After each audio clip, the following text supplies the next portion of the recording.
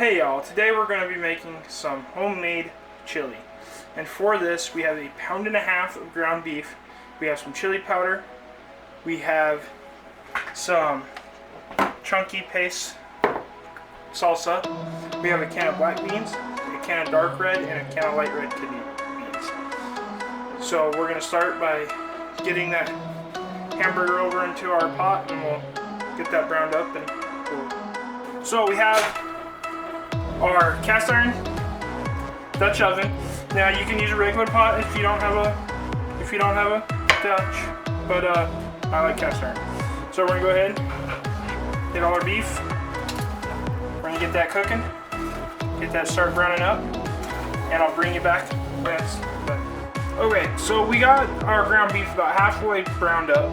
We got 2 tablespoons of chili powder. We're just gonna go ahead, mix this in. Have finished cooking that ground beef. We will bring you back when that's ready.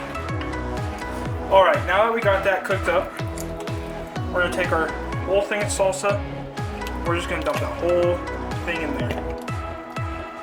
And then we're going to go ahead and add in all of our beans.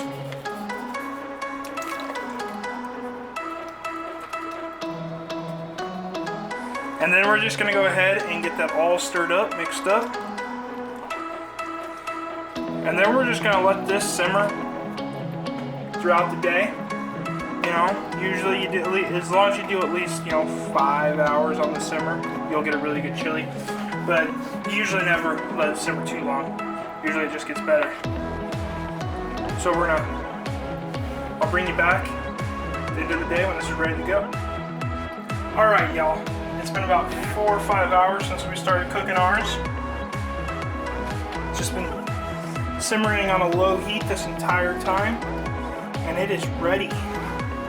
We're gonna go ahead, plate some of this up with some cornbread that we made, and enjoy. So until next time, keep on